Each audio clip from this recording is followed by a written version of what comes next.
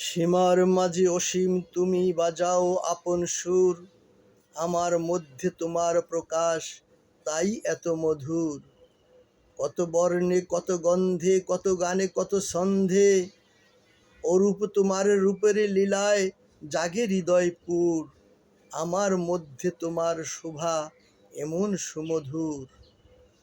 তোমায় আমায় মিলন হলে সকলই যায় খুলে, বিশ্বসাগর ঢেউ খেলায়ে ওঠে তখন দুলে।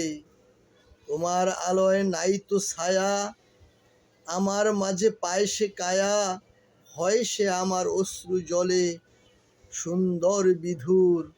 আমার মধ্যে তোমার শোভা এমন সুমধুর।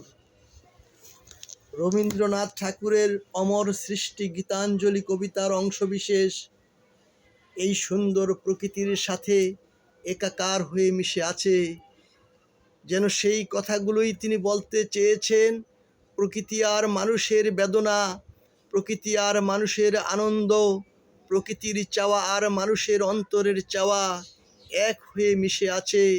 এত সুন্দরভাবে, এত নিপুণভাবে স্রষ্টা তাকে সৃষ্টি করেছেন সামঞ্জস্য রেখে। তাই তো প্রকৃতি আর মানুষ এক অপরের জন্য একাকার